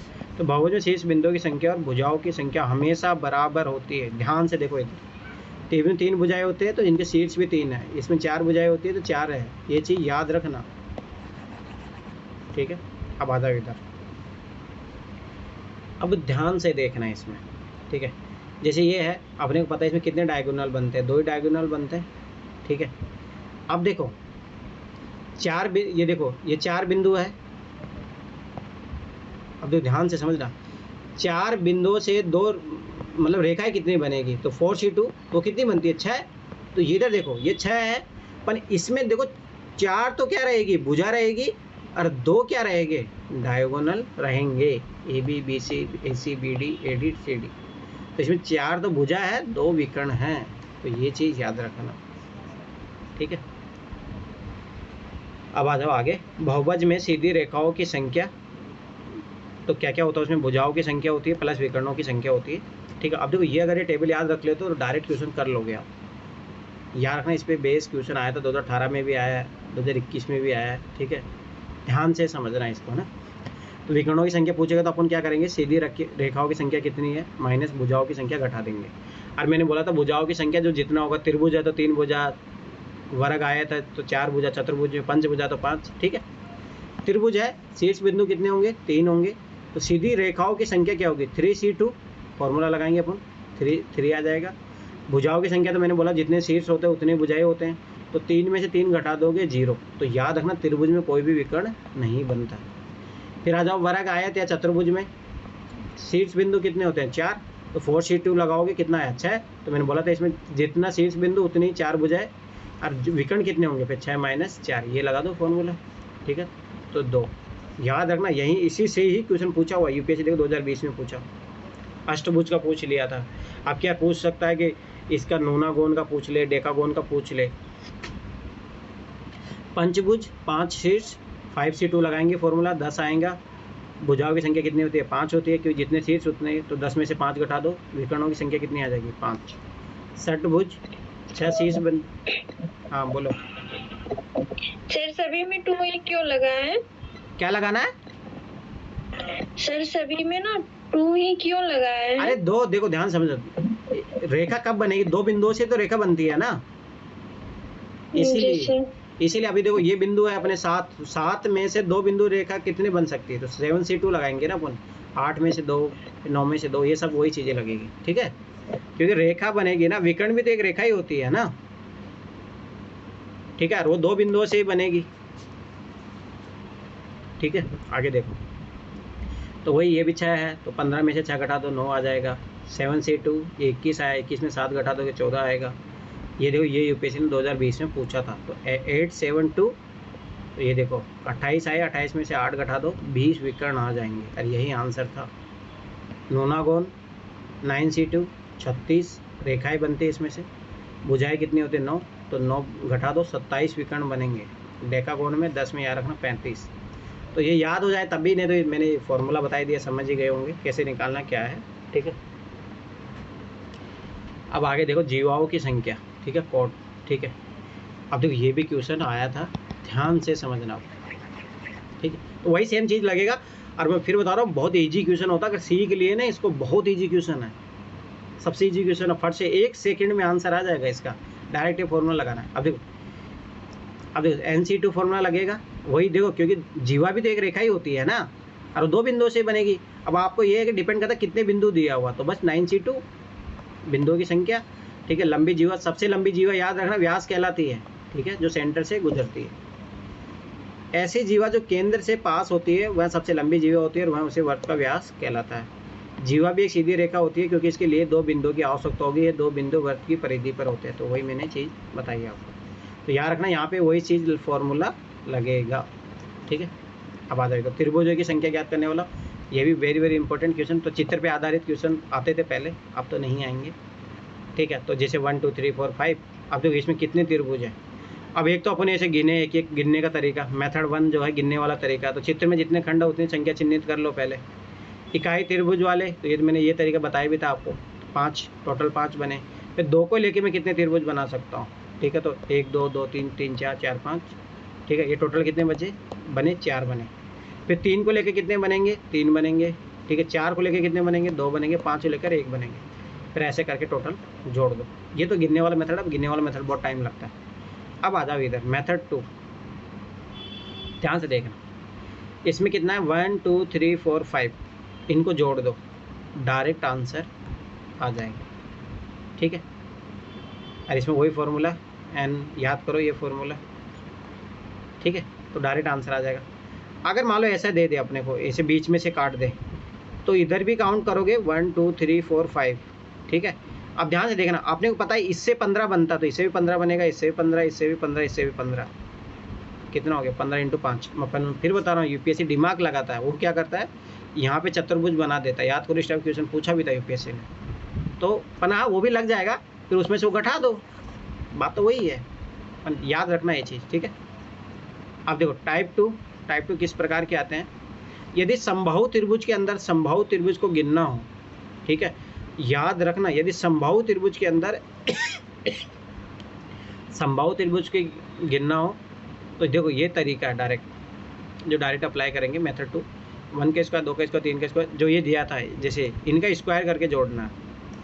या फिर दूसरा तरीका तो अपना ये है, पहले इकाई चित्र पर याद रखना इसमें, हाँ सॉरी ध्यान से समझना, इसमें काउंटिंग जो मेथड जब अप्लाई करोगे आप, तो इसमें क्या करना होता है, जैसे अपन यहाँ पे क्या कर रहे थे, पहले इकाई लिया, फिर 2 के साथ 2 इकाई वाले चित्र कितने हैं, 3 इकाई वाले चित्र कितने हैं, 4 इकाई वाले, 5 इकाई वाले। तो यहाँ पे ये नहीं करना होता, यहाँ पे क्या करना होता है, पहले इकाई चित्र काउंट हो, ठीक है, फिर 4 वाले लेंगे, फिर ये 9 वाले लेंगे, 16 वाले लेंगे, ठीक है। तो ये चीज़ याद रखना, ठीक है, ये वाला फॉर्मूला लगता है इसमें, ठीक है। जब समबाहु त्रिभुज हो तब, ठीक है। दूसरी बात, या एक दूसरा तरीका है, ध्यान देखना, ये फॉर्मूला है उसका। एक तो ये तरीका है अगर आप फिगर काउंटिंग वो करना चाहो। दूसरा तरीका देखो, इसके साइड वाली भुजा देखो कितनी है, 1 2, तो n बराबर 2 लो और इस फॉर्मूले में डालो, ठीक है। उससे ऑटोमेटिक कितना आ जाएगा, 5 त्रिभुज आया। अगर आप इसे फिगर काउंटिंग वाले करो तो पहले इकाई वाले चित्र जोड़ो, कितने हैं 4, फिर डायरेक्ट 4 वाले लेने हैं आपको, तो 4 से कितना बन रहा है 1, तो टोटल इधर से भी 5 आया, इधर से भी फॉर्मूले से भी 5 आया। तो ये चीज़ याद रखना, ठीक है। अब आ जाओ आगे, यदि समबाहु त्रिभुज के तीनों भुजाओं के इससे सम संख्या हो तो त्रिभुज की संख्या, ये वाला फॉर्मूला तो मैंने बोला, पर कब लगेगा, जब सम संख्या हो तब, विषम संख्या नहीं। यदि भुजाओं की संख्या विषम संख्या हो तो त्रिभुजों की संख्या यहाँ पे -1 करना पड़ेगा आपको। तो ये चीज़ भी, जैसे मान लो ये इधर ये भुजा 3 दे दे तो 3 यहाँ पे फिर माइनस करना पड़ेगा, ये तभी लगेगा ये फॉर्मूला जब सम संख्या रहे इधर। टाइप 3 जो वर्ग के साथ त्रिभुज हो, ठीक, ध्यान देखना, एक वर्ग में याद रखना 2 त्रिभुज बनते हैं। अगर इस टाइप से 2 विकर्ण वाले अगर वो वर्ग है तो उसमें 8 बनेंगे। अगर उसमें एको लाइन एक्स्ट्रा ऐसे जोड़ दी जाए, ध्यान समझना, तो 12 बनेंगे। अगर उसमें फिर एको लाइन जोड़ दिया जाए तो 16 बनेंगे।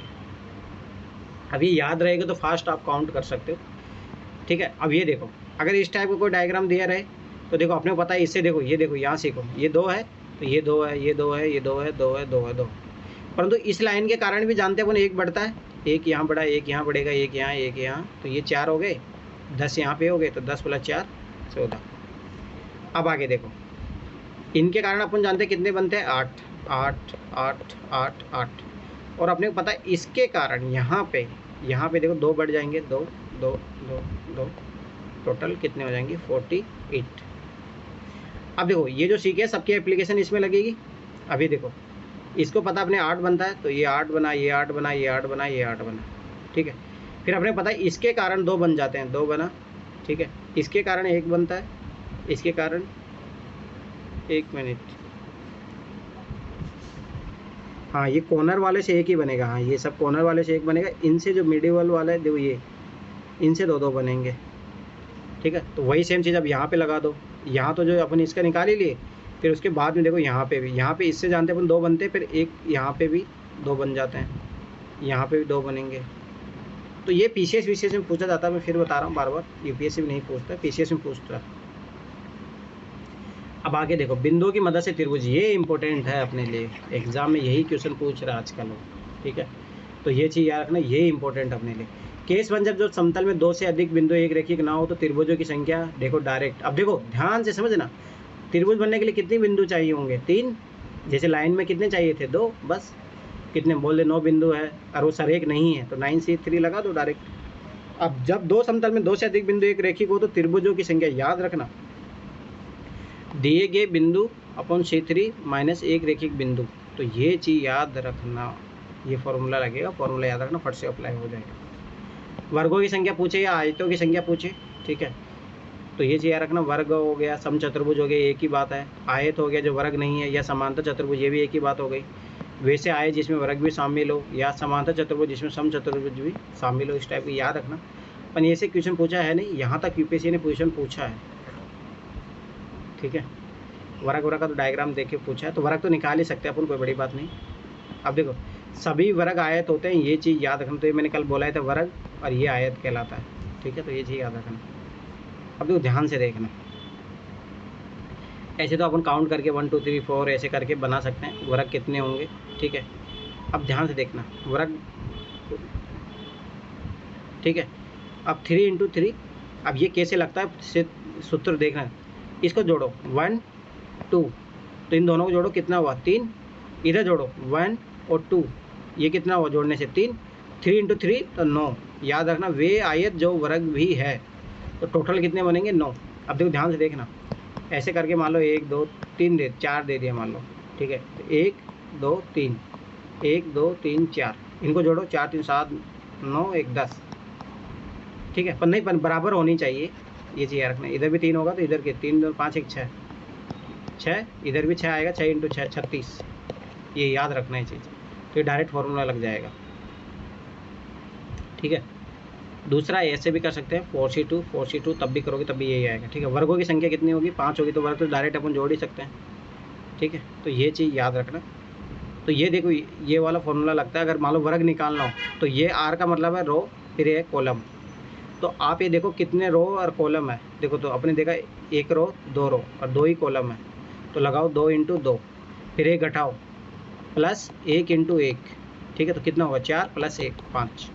जैसे यहाँ पे क्या लग जाएगा फॉर्मूला, 3 रो है 3 कॉलम है, तो 3 इंटू 3 प्लस फिर 2 इंटू 2 प्लस 1 इंटू 1, 3 3 9, 2 4 प्लस 1 9 4 13 1 14, तो 14 वर्ग बनेंगे, ठीक है। यहाँ पे जो 36 बन रहे हैं ये आयत बन रहे हैं, 36 में 14 जो होंगे वर्ग होंगे, तो ये चीज़ याद रखना वर्गों की संख्या निकालने के लिए। आयतों की संख्या जिसमें वर्ग शामिल है तो ये तो निकाला था अपन ने इससे करके, जैसे संख्या जिसमें वर्ग शामिल ना हो तो ऐसे वो 36 में से 14 घटा दो तो वही सेम चीज़, तो ये चीज़ याद रखना। केस 1, कितनी वर्टिकल लाइन है, वर्टिकल 1 वर्टिकल, कॉलम कितने हैं, कॉलम तो देखो याद रखना हमेशा 4 वर्टिकल लाइन से 3 कॉलम बनेंगे, तो नंबर ऑफ वर्टिकल लाइन -1 स्तंभों की संख्या बताता है, ठीक है। इधर देखो 4 हॉरिजॉन्टल लाइन होगी पर रो कितनी बनेगी 3, रो 1 रो 3, नंबर ऑफ हॉरिजॉन्टल लाइन -1, ये पंक्तियों की संख्या बनेगी। तो वर्गों की संख्या अपन कैसे निकालते हैं, r इंटू सी r -1 c 1, तो वो चीज़ ये जो मैंने बताया था। अब देखो यहाँ पे कॉलम कितने हैं 2 ही है, 2 ही वो है, तो ये फिर फॉर्मूला अपन लगा देंगे, ये चीज़ याद रखना। ये देखो मैंने बोला था, अब देखो यहाँ ध्यान से देखना 1 2 3, 3 कॉलम, 3 ही क्या बने अपने, और वो बने रो बने, सॉरी यहाँ ये कॉलम होगा, ये रो होंगे, ठीक है। तो वही फिर वापस से 3 इंटू 3 प्लस 2 इंटू 2, तो देखो 14, तो मैंने बोला था यहाँ पे 14 है, ठीक है। तो अब यहाँ पे ये देख सकते हो, ये अगर ये पूछे कौन सी कितनी इकाई वाले, तो ये याद रखना ये जो 9 होंगे वो 1 इकाई वाले हैं, 4 होंगे जो 4 इकाई वाले हैं, और ये जो होंगे वो 9 इकाई वाले हैं। तो याद करो, उस पर गिन भी सकते हैं अपन, ये वाला जो तरीका मैंने बताया था। यदि रो और स्तंभ बराबर हो तो स्क्वायर फार्मूला काम आएगा, डायरेक्ट अपन ये भी लगा सकते हैं, ये वाला फार्मूला भी लगा सकते हैं, ध्यान से सुनो। पर जब लगेगा जब रो कॉलम फॉर्म, जब देखो यहाँ पे 3 इंटू 4 6 7, अपन 6 गया, 3 दूना 2 7 दूनी 14, डायरेक्ट इससे भी 14 ही आया, चाहो तो ऐसे कर लो ऐसे कर लो, बात वही है, ठीक है। अब आगे देखो सम चतुर्भुज हो या वर्ग हो, दोनों एक ही बात है, ये चीज़ याद रखना, ठीक है। तो वही अगर मान लो वर्ग की जगह बोल दे सम चतुर्भुज, तो वही इसी फॉर्मूले से निकालना आपको, ठीक है, ये चीज़ याद रखना। अब आगे देखो, ये इसी कॉन्सेप्ट पे क्वेश्चन आया था 2023 में, तो ये चीज़ याद रखना कि जो यहाँ पे जो परिधि पे कोण होता है जस्ट उसका डबल कोण यहाँ पे होता है, या इसका जो आधा कोण है यहाँ पे होता है, बस यही चीज़ पूछा था आपकी बार। एक ही जीवा पर केंद्र के कोण और परिधि कोण के बीच का क्या संबंध होता है, ए भी एक जीवा है, ठीक है, ये भी एक जीवा है, जो व्यास नहीं है तो केंद्र का कोण, केंद्र का जो कोण होगा वो परिधि के कोण का दुगुना होता है, यही इसी कॉन्सेप्ट पे क्वेश्चन आया था, ये एनसीईआरटी में दिया हुआ है सब। आगे देखो एनसीईआरटी में क्या दिया है, यदि यही जीवा व्यास हो जाए तो भी केंद्र का कोण परिधि के कोण का दोगुना होगा। यदि जीवा व्यास हो तो केंद्र का कोण 180 डिग्री होता है, तो परिधि का कोण 90 डिग्री होगा, और इस प्रकार त्रिभुज एबीसी एक कोण 90 डिग्री है, तो इस त्रिभुज को समकोण त्रिभुज कहते हैं। यही क्वेश्चन आया था आपके बार। यदि बात की परिधि पर 3 बिंदु एक समान दूरी पर हो और तीनों बिंदुओं को आपस में मिलाने पर समबाहु त्रिभुज बनेगा, क्योंकि 2 लगातार बिंदुओं के बीच की दूरी को चाप एक समान होगा, ये चीज़ याद रखना। बात की परिधि पर 3 के या 3 के गुणज बिंदुओं की संख्या जो बराबर दूरी पर होंगे, उसमें कोई भी 3 बिंदुओं को समुच्चय हमेशा समबाहु त्रिभुज को दर्शाता है। तो याद रखना 3 पॉइंट तो एक त्रिभुज, 6 है तो 2, 9 है तो 3, ठीक है, 12 है तो 4, ये चीज़ याद रखना। अब देखो सैल्यूजम, ठीक है, 2 से 3 question is very very important chapter, मैं फिर बता रहा हूँ। और ये आजकल क्या कर रहा है, इसको डाटा सफिशिएंसी में घुसा रहा है। 1-2 क्वेश्चन तो ऐसे देगा और 1-2 जैसे 2023 में थे उसने डाटा सफिशिएंसी पे ही आधारित दिए थे। तो एक तो नॉर्मल तरीका आप जो जानते हो इसको करने का, ठीक है। दूसरा तरीका मैं बताऊंगा वो टेबल वाला मेथड, ठीक है। 1 मिनट होगा, पानी पीता।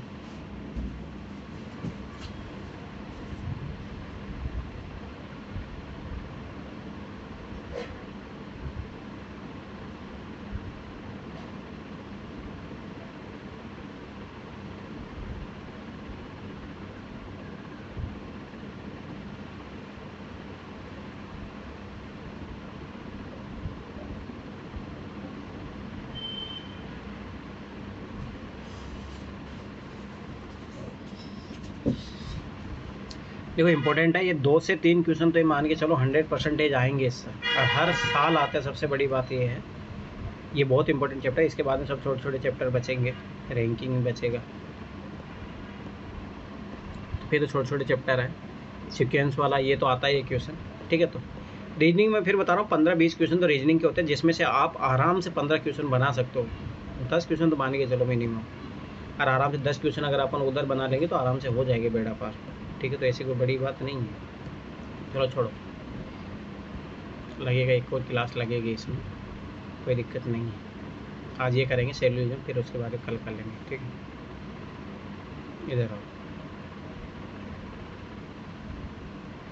ये वैल्यू मेथड वाला भी मैं बताऊंगा। नॉर्मल तरीके से भी हो जाता है, वैल्यू मेथड भी लगा सकते हो आप, दोनों से हो जाएगा, ठीक है। अब देखो ध्यान से देखना, तो इसमें क्वेश्चन किससे आते हैं, 2 खतन वाले आते हैं, पर आजकल लोग 3 खतन वाले ही पूछ रहा, ठीक है। 3 खतन वाले ही पूछ रहा आजकल। टाइप 3 क्या होता है, 2 खतन और 1 निष्कर्ष, ये आजकल वो नया पैटर्न अपना रहा है। तो 3 खतन आपस में तार्किक रूप से संबंधित है, जिसमें खतन थर्ड जो है प्रथम 2 खतन का निष्कर्ष है। आजकल वो इसी प्रकार से पूछ रहा है, कभी 3 दे दे रहा, 4 पूछ रहा है। चौथा होता है जो कहानी पर आधारित होता है, ठीक है। अब देखो आपको थोड़ा बहुत एक बेसिक नॉलेज होना चाहिए। कथन 2 प्रकार के होते हैं, सकारात्मक कथन, ठीक है, नकारात्मक। जैसे अभी मैं बोलूँ कि अब की बार मेरा एग्जाम नहीं निकलेगा, तो ये क्या हो गया, नेगेटिव स्टेटमेंट। और वही सकारात्मक कि मेरा एग्जाम निकलेगा। तो ये चीज़ याद रखो, अभी जो माइंड सेट है अपना पॉजिटिव ही रखो, ठीक है। तो वो बहुत हेल्प मिलती है, इसे पॉजिटिव वे रहता है। तो यही सकारात्मक नकारात्मक कथन हो गया। प्रत्येक कथन में सब्जेक्ट और प्रिडिक्ट होते हैं, ठीक है। एक चीज़ याद रखना, प्रत्येक स्टेटमेंट में याद रखना सब्जेक्ट रहेंगे और एक प्रिडिक्ट होते हैं। जैसे सब्जेक्ट क्या होता है, जिसके बारे में कहा जा रहा है। जैसे मैं अपने बारे में बोल रहा हूँ कि मेरा KPT निकलेगा, तो मैं क्या हो गया, सब्जेक्ट हो गया। प्रिडिक्ट जिसके बारे में प्रिडिक्ट कर रहा हूँ एग्जाम के बारे में, तो प्रिडिक्ट जो बताया जा रहा है सब्जेक्ट के बारे में, ठीक है। Example, all cats are dog, तो कैट यहाँ पे क्या हो गया, सब्जेक्ट हो गया, डॉग्स क्या हो गया, प्रिडिक्ट, ठीक है। तो ये चीज़ याद रखना, सब्जेक्ट और प्रिडिक्ट के बीच का संबंध क्या होता है, ठीक है। पहला संबंध होगा सभी, ऑल, प्रत्येक, सभी बिल्लियाँ कुत्ते हैं, तो ये कैसा स्टेटमेंट हो गया, पॉजिटिव हो गया। कुछ वर्ड होते हैं आंशिक होते हैं, ये याद रखना ना, ये मैंने ऑब्जर्व करना है इस टाइप के क्वेश्चनों में, जो आंशिक होते हैं सही होते हैं। ये चीज़ देखना, जो एक्सट्रीम होते हैं वो गलत होते हैं। ये चीज़ ऑब्जर्व कर लेना, आप जाके देखना 2011 से 23 तक इस टाइप के क्वेश्चन। सम वर्ड, कुछ आंशिक हो गया, अधिकतम हो गया, न्यूनतम, लगभग, फ्यू, कुछ बिल्लियाँ कुत्ते हैं, इस टाइप के स्टेटमेंट सही होने प्रोबेबिलिटी रहती है। कोई नहीं, प्रत्येक नहीं, सभी नहीं, नो, कोई बिल्लियाँ कुत्ते नहीं हैं। सम नॉट, कुछ नहीं है, कुछ बिल्लियाँ कुत्ते नहीं हैं, ठीक है। तो ये भी नेगेटिव स्टेटमेंट है। पहले और तीसरे कथन विरोधाभास है। कैसे, ये बोला कि सभी जो है, याद करो 2013 का क्वेश्चन, सभी बिल्लियाँ कुत्ते हैं, और ये बोला कोई भी बिल्ली कुत्ते नहीं है, तो जस्ट क्या हो जाएंगे, विरोधाभास हो जाएंगे। विरोधाभास का मतलब है कि यहाँ हम एक की ही बात करेंगे, क्योंकि दोनों साथ संभव नहीं है। तो इस टाइप का आंसर याद रखना, इस टाइप के भी आंसर लिखा रहता है, 1 और 3rd या 2nd और 4th। ये अब जो ये इसका विरोधाभास है, कुछ बिल्लियाँ कुत्ते बोला, कुछ बिल्लियाँ कुत्ते है नहीं है, अब कैसे करोगे इसको, ठीक है। तो ये चीज़ याद रखना, इस टाइप से भी आंसर लिखा रहता है। 2 शब्दों के बीच का वेन आरेख, तो ये याद करो, कल भी अपन सीखे थे। A बराबर B भी हो सकता है, A इसका सबसेट हो सकता है, या B इसका सबसेट हो सकता है, या दोनों में आंशिक संबंध हो सकता है, या दोनों अलग अलग भी हो सकते हैं, ठीक है। अभी देखो, कोई भी कथन सभी से प्रारंभ हो, जैसे सभी बिल्लियाँ कुत्ते हैं, तो सभी का मतलब 100%। तो याद रखना, क्या तो ये डायग्राम बनेगा या ये डायग्राम बनेगा, याद रखना है। इसलिए मैं बोलता हूँ केस लेके चलना, एग्ज़ाम में इसका प्रयोग करना है, ना कि इसका नहीं करना है, इसका प्रयोग करना है। याद रखना, इससे ज़्यादा क्लियर चीज़ें निकलती हैं। यदि कोई कथन कुछ से प्रारंभ हो रहा तो सकारात्मक होता है, और कुछ बिल्लियाँ कुत्ते हैं, तो कौन से देखो, कुछ बिल्लियाँ कुत्ते हैं तो सारी भी हो सकती है। कुछ बिल्लियाँ कुत्ते हैं, ये भी लग जाएगा, ये भी लग जाएगा। यानी याद रखना, एग्ज़ाम में इसका प्रयोग करना है, एग्ज़ाम में इसका प्रयोग करना है, याद रखना ये चीज़। कुछ के लिए ये यूज करेंगे अपन। कोई कथन कुछ नहीं से प्रारंभ हो, कुछ बिल्लियाँ कुत्ते नहीं हैं। अब कुछ बिल्लियाँ देखो, यहाँ पे कुत्ते नहीं हैं, यहाँ पे भी नहीं है, और यहाँ पे भी नहीं है, तो याद रखना एग्ज़ाम में इसका प्रयोग करना है। याद रखना ये चीज़। कोई बिल्लियाँ कुत्ते नहीं है तो एग्ज़ाम में इसका प्रयोग करेंगे, बिल्कुल सेपरेट रहेगा। मैं फिर बार बता रहा हूँ, यही इंपॉर्टेंट है, इसी से ही क्वेश्चन बन जाएगा। और मैं फिर बता रहा हूँ, 2 से 3 क्वेश्चन, ये एकदम ईजी फ्रूट है। और मैं फिर बता रहा हूँ, इस पर अच्छे से काम कर लेना, एक बार ज़रूर देख लेना, ये टेबल ज़रूर देख लेना। अगर टेबल मेथड, वैल्यू मेथड से करना चाहो, नहीं तो नॉर्मल जो तरीका जो मैं बताया हूँ उसमें यही डायग्राम यूज़ करना, क्वेश्चन बन जाएगा 100%। याद रखना ये चीज़। अब आ जाओ, निष्कर्ष 3 प्रकार के होते हैं। सत्य सभी केस में सही हो, ठीक है, याद रखना। असत्य जो सभी केस में गलत हो। संभावित कुछ में सही, कुछ में गलत। अब देखो वैल्यू मेथड वाला, चाहो तो देखो मैं फिर बता रहा हूँ, अगर आपने पुराने मेथड में इसी पैटर्न से सीखा हुआ है तो इसी पैटर्न से करो, कोई दिक्कत नहीं है। अगर मान लो आप ये नया मेथड सीखना चाहते हो तो इससे भी कर सकते हो, ध्यान देखना।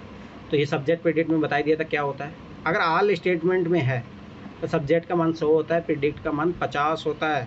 और सभी नहीं है तो सब्जेक्ट का मान 100, प्रेडिक्ट का भी 100 होता है। कुछ है तो 50 सब्जेक्ट का मान, प्रेडिक्ट का मान भी 50 होता है। कुछ नहीं है तो सब्जेक्ट का मान 50 और प्रेडिक्ट का मान 100। अब देखो याद तो जीएस में यही तो नॉलेज लगाता हूँ मैं, जो मैं बताता हूँ आप लोगों को। कुछ वर्ड क्यों सही होता है, 50-50 रहता है उसमें। कुछ नहीं है वहाँ गलत होने की प्रोबेबिलिटी रहती है कि नोट लगाया तो गलत बनेगा, आल गलत होता है, ये चीज़ समझो, ठीक है। तो ये चीज़ याद रखना। कथन में यह मान आय और खर्च को दर्शाता है, ठीक है,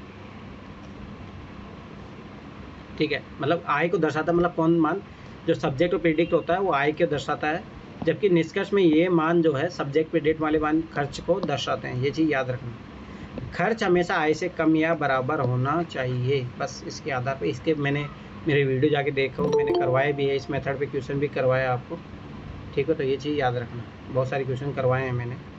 वैल्यू मेथड के लिए कुछ पॉइंट या वर्किंग रूल, ठीक है। स्टेप 1, कैसे इसको लगाना है। दिए गए प्रश्न में कथन और निष्कर्ष के सब्जेक्ट और प्रेडिक्ट के मान निकालना, ठीक है। फिर कथन और निष्कर्ष के साइन का प्रयोग करना, पॉजिटिव है, नेगेटिव स्टेटमेंट है। दिए गए निष्कर्ष में यदि निष्कर्ष केवल एक कथन से संबंधित हो तो 2 टेस्ट करना है, ध्यान से समझना। टेस्ट 1 साइन टेस्ट होता है, अगर कथन सकारात्मक हो तो सही निष्कर्ष भी सकारात्मक होगा, यही कथन नकारात्मक हो तो निष्कर्ष भी नकारात्मक होगा। आय और खर्च प्रेडिक्ट ये भी करना होता है। सब्जेक्ट का खर्च आय के बराबर है, उससे कम होना चाहिए, यही प्रेडिक्ट के लिए भी सेम होगा। अगर टेस्ट 1 और टेस्ट दोनों सही हो तो निष्कर्ष सत्य होगा, नहीं तो निष्कर्ष गलत होगा। यदि निष्कर्ष सामूहिक हो तो 3 टेस्ट करना होगा। साइन टेस्ट, खर्च वाला खर्च आय से कम होना चाहिए, मध्यस्थ पद का मान 100 होना चाहिए, ठीक है। तो टाइप 1 वैल्यू मेथड, ठीक है। कथन 1 सभी बिल्ली कुत्ते हैं, तो सबसे पहले अपन क्या करेंगे, सब्जेक्ट और प्रेडिक्ट का मान देंगे। कथन 2 सभी कुत्ते भूरे हैं, तो देखो 100 और 50। निष्कर्ष सभी बिल्लियाँ भूरी है, तो फिर वही सब्जेक्ट प्रेडिक्ट का मान दो। निष्कर्ष सभी भूरे कुत्ते हैं, ठीक है। अब देखो ध्यान से देखना, सभी बिल्ली भूरी है, तो देखो यहाँ देखो सभी बिल्ली भूरी है, तो सबसे पहले साइन टेस्ट, ये पॉजिटिव स्टेटमेंट है, ये भी पॉजिटिव है, ठीक है। दूसरा बात वैल्यू, मतलब आय, जैसे सब्जेक्ट का देखो आय, देखो यहाँ पे इनकम है 100 रुपये, खर्चा भी 100 रुपये करा, कोई दिक्कत नहीं। कुत्ते का देखो यहाँ पे सब खर्चा आय कितनी है 50, खर्चा भी उतना ही करा है, दोनों टेस्ट पास कर गया। और ये एक ही स्टेटमेंट से इसका कंक्लूजन आ रहा है, तो ये पास हो जाएगा, ये सही हो जाएगा। अभी देखो सभी बुरे कुत्ते हैं, ठीक है, सभी कुत्ते बुरे। अब देखो यहाँ पे पहला तो चलो पॉजिटिव है, ये भी पॉजिटिव है, पर दूसरा देखो यहाँ पे इसकी आय है 100 रुपये है, और ये खर्चा कितना कर रहा है कुत्ता, 100 रुपये है। पर यहाँ देखो इसकी आय 50 रुपये, खर्चा कितना कर रहा है 100 रुपये, इसलिए गलत हो जाएगा, ठीक है। तो ये चीज़ याद रखना। पर मेरा मानना है कि कोई सा भी तरीका अपना सकते हो, आपको मैंने दोनों तरीके बता दिए। अगर ये टेबल याद रखो तो बहुत अच्छी बात है, आराम से हो जाता है। फास्ट होता है थोड़ा, इससे उससे भी हो जाता है, पर अगर जहाँ थोड़ा बहुत गलत लगने चांसेस, मैं फिर बता रहा हूँ मैथ में एक्यूरेसी इंपॉर्टेंट है। तो एक बार मान लो उस मेथड से थोड़ा बहुत डाउट हो रहा था, इस मेथड से चेक कर लो, तो आना चाहिए भाई। टूल्स अपने पास रखो हमेशा। वेन डायग्राम मेथड जो ये वाला जो मैं बता रहा हूँ, यही आप बचपन से सीखते आए होंगे। संभावना के लिए डायग्राम मेथड का प्रयोग करें। याद रखना, ये संभावना जब बोल दे सकता है स्टेटमेंट बोल रहा है, तब ये फॉर्मूला नहीं लगेगा, तब ये लगाना पड़ेगा आपको। ठीक है, तो मान लो स्टेप कुत्ता जो है डॉग का, ये याद रखना, ओवरलैप कर रहा तो आप ऐसे ओवरलैप करवाओगे। ठीक है, जैसे मान लो इसी क्वेश्चन की बात है, इसी क्वेश्चन को अपन इस मेथड से करें। देखो मैं इसको करता हूँ, सभी बिल्ली कुत्ते हैं, तो देखो सभी बिल्ली कुत्ते हैं, तो मैंने बोला था इसी डायग्राम प्रयोग करोगे। सभी कुत्ते भूरे हैं, सभी कुत्ते जो भूरे हैं। ठीक है, अब मैं इन दोनों को पहले मिलाऊंगा निष्कर्ष के लिए। अब देखो निष्कर्ष के लिए मैं इसको ऐसे कर सकता हूँ, इंडिकेट कर लिया। अब देखो निष्कर्ष, सभी बिल्ली बुरी है, हाँ सभी बिल्ली बुरी है, निष्कर्ष पर सही। क्या सभी बुरे कुत्ते हैं? सभी बुरे कुत्ते हैं, नहीं गलत, सभी कुत्ते बुरे से लिए नहीं, सभी बुरे कुत्ते हैं नहीं। देखो यहाँ पे देखो ये है जो नहीं है, तो ये गलत हो गया। तो ये चीज़ याद रखना। तो याद रखना, अगर वो निष्कर्ष सकते वाले दे रहा तो ये मेथड नहीं लगेगा, वैल्यू मेथड ही, फिर इसमें ये डायग्राम मेथड यूज़ करना पड़ेगा आपको। तो ये भी चीज़ याद रखना। यदि किसी कथन में केवल लिखा हो तो उसका मान 50 और 100 होता है, याद रखना। तो सब्जेक्ट का मान 50 और प्रेडिक्ट का मान 100 होगा। जिस शब्द के साथ केवल शब्द का प्रयोग हो उसका मान हमेशा 50 होगा, और दूसरे शब्द का मान, जैसे ओनली डॉग्स, तो डॉग्स का मान कितना हो जाएगा 50, और इसका कैट का 100। तो ये चीज़ याद रखना। यदि कोई भी कथन नाम, स्थान इत्यादि से प्रारंभ हो तो वह सभी कथन को दर्शाता है। तो सभी कथन में तो क्या, सब्जेक्ट और प्रेडिक्ट का मान 150। उदाहरण, सभी बिल्लियाँ कुत्ते हैं, तो बिल्लियों का मान कितना 100, इसका 50। ठीक है, कुछ बिल्लियाँ कुत्ते हैं, तो ये कथन भी कैसे हो गया, सत्य हो गए। कुछ बिल्लियाँ कुत्ते नहीं हैं, तो ये कैसा हो गया, असत्य हो गया। इसके अकॉर्डिंग अपन देख रहे हैं। अभी देखो ये मालूम, मैंने ये स्टेटमेंट माना, इसके अनुसार मैं देख रहा हूँ सभी बिल्लियाँ कुत्ते। अब देखो कुछ बिल्लियाँ कुत्ते हैं, हाँ है, इसके अकॉर्डिंग देखो कुछ बिल्लियाँ कुत्ते नहीं हैं, क्या बात कर रहे हो, सारी की तो सारी है, तो ये गलत हो जाएगा। कोई बिल्लियाँ कुत्ते नहीं है, कोई, क्या बात कर रहे हो, ये भी असत्य हो जाएगा। सभी कुत्ते बिल्लियाँ हैं, सभी कुत्ते जो बिल्लियाँ नहीं, ये भी गलत है, हो भी सकता है। सभी देखो, अब देखो संभावित इस केस में, इसीलिए मैं फिर बता रहा हूँ 2 डायग्राम जरूर बना के लेके चलना। कुछ कुत्ते बिल्लियाँ हैं, कुछ कुत्ते बिल्लियाँ हैं, दोनों डायग्राम से सही होना चाहिए। ठीक है, कुछ कुत्ते बिल्लियाँ नहीं हैं, कुछ कुत्ते जो है बिल्लियाँ नहीं हैं, क्या बात कर रहे हैं, इसमें नहीं है पर हाँ इसमें है, सारी तो संभावित हो गया। कोई कुत्ते बिल्लियाँ नहीं है, ऐसा तो असत्य है, गलत है। याद करना, निष्कर्ष 3 प्रकार के, सत्य, असत्य और संभावित, इसलिए 2 डायग्राम बना के चलना चाहिए। यदि दिए गए 8 कथनों में पहला कथन सत्य हो तो शेष कथनों में पहला कथन कौन सा सत्य निष्कर्ष है, कौन सा असत्य है, कौन सा संभावित निष्कर्ष होगा। निष्कर्ष 1, यदि कथन सकारात्मक हो तो निष्कर्ष भी देखो ना, डायरेक्ट है ना, आप क्वेश्चन को देख के ही आंसर भी निकाल सकते हो। अगर ये चीज़ याद रखना, यदि कथन सकारात्मक हो तो निष्कर्ष भी सकारात्मक होगा, और इसका सभी का निष्कर्ष कुछ से शुरू होगा, ये चीज़ याद रखना। ठीक है, कुछ बिल्लियाँ कुत्ते हैं, ठीक है, अभी इसी से कुछ बिल्लियाँ कुत्ते हैं। ठीक है, तो ये वाला डायग्राम, ये वाला डायग्राम, ये वाला भी चलेगा, चारों डायग्राम। अब देखो अगर वो सत्य होगा तो चारों केस में सत्य होना चाहिए, नहीं तो देखो सब में संभावित, असत्य, संभावित, संभावित, संभावित। तो ये चीज़ यार 4 केस लेके चलना। अगर बोल दे कुछ बिल्लियाँ कुत्ते नहीं है, तो ये देखो 3 केस, तीनों केस सत्य होगा तो तीनों केस में सत्य होना चाहिए। तो देखो ऐसा एक भी केस नहीं है जिसमें सब में संभावित, संभावित, संभावित, संभावित, असत्य, संभावित। तो ये इस टाइप के स्टेटमेंट को ध्यान से समझो, इसमें सही होने की प्रोबेबिलिटी बहुत कम रहती है। इसमें देखो, इसमें तो कितनी प्रोबेबिलिटी, एक ही प्रोबेबिलिटी है, सबसे ज़्यादा कहाँ प्रोबेबिलिटी सही होने की रहती है, यहाँ पे जहाँ सभी बिते हुए। तो ये चीज़ याद रखना, मैं फिर बताऊँ, बहुत इंपॉर्टेंट निष्कर्ष है, इसे डायरेक्ट आंसर आएगा। कोई बिल्लियाँ कुत्ते नहीं है, तो अब देखो इसमें एक स्टेटमेंट सही है, सत्य 2 है, और सब असत्य है, सॉरी 3 है, और संभावित कुछ भी नहीं होगा इसमें साफ दिख रहा है। दिए गए कथन अगर सकारात्मक हो तो निष्कर्ष भी हमेशा सकारात्मक होगा, अगर दिए गए कथन नकारात्मक हो तो सभी निष्कर्ष भी नकारात्मक होगा। दिए गए प्रश्न में निष्कर्ष के 2 प्रकार होंगे, एक निष्कर्ष जो केवल एक कथन से संबंधित हो, दूसरे जो एक से अधिक कथन से संबंधित हो, सामूहिक निष्कर्ष। ठीक है, तो ये चीज़ याद रखना। यदि सामूहिक निष्कर्ष के लिए यदि 2 कथन सकारात्मक हो तो निष्कर्ष हमेशा सकारात्मक होगा, याद रखना ये चीज़, जो सत्य होगा। यदि 2 कथन नकारात्मक हो तो निष्कर्ष कभी सत्य नहीं होगा, याद रखना। अब देखो ये चीज़ें पता होगी ना, डायरेक्ट क्वेश्चन बनाने की जरूरत है ही नहीं, इससे क्वेश्चन सोल्व हो जाएगा। यदि एक कथन सकारात्मक दूसरा कथन नकारात्मक होगा तो निष्कर्ष नकारात्मक होगा, जो सत्य होगा, याद रखना ये चीज़। तो यही सारी चीज़ें इससे बनाया हूँ। जैसे मान लो अगर 2-3 स्टेटमेंट है, सारे पॉजिटिव है, तो सकारात्मक हमेशा निष्कर्ष सकारात्मक आएगा, सत्य होगा। अगर मान लो तीनों नेगेटिव है तो अपन वही जानते हैं, कोई सत्य निष्कर्ष नहीं होगा। ठीक है, तो ये चीज़ याद रखना।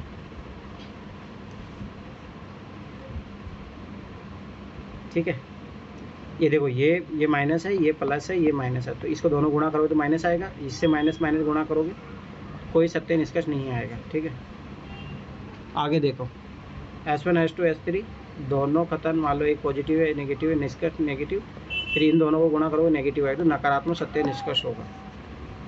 तो कोई भी दो निष्कर्ष आपस में विरोधाभास या जब जो दोनों निष्कर्ष सत्य ना हो, एक नकारात्मक हो एक सकारात्मक हो, दोनों में सब्जेक्ट प्रेडिक्ट एक समान हो, तो ये चीज़ रखना विरोधाभास वाली कंडीशन। तो उसमें याद करो उत्तर ऐसे दिया रहेगा, एक 2021 के पेपर में ऐसे ही आंसर दिया था, तो ये चीज़ भी याद रखना। विरोधाभास कंडीशन होता तब आता है। उदाहरण, कोई बिल्लियाँ कुत्ते नहीं हैं, तो ये सत्य नहीं है, ये नेगेटिव स्टेटमेंट होगा, कुछ बिल्लियाँ कुत्ते हैं, सत्य नहीं है। ठीक है, अब ये दोनों में कॉन्ट्राडिक्शन है, तो क्या तो C1 या और C2 ऐसे आंसर आएगा। कोई बिल्लियाँ कुत्ते नहीं है, सत्य नहीं है, कुछ बिल्लियाँ कुत्ते हैं, सत्य नहीं है, तो ये विरोधाभास कंडीशन है। निष्कर्ष 1 या 2 दोनों एक साथ संभव नहीं है, तो ये चीज़ याद रखना।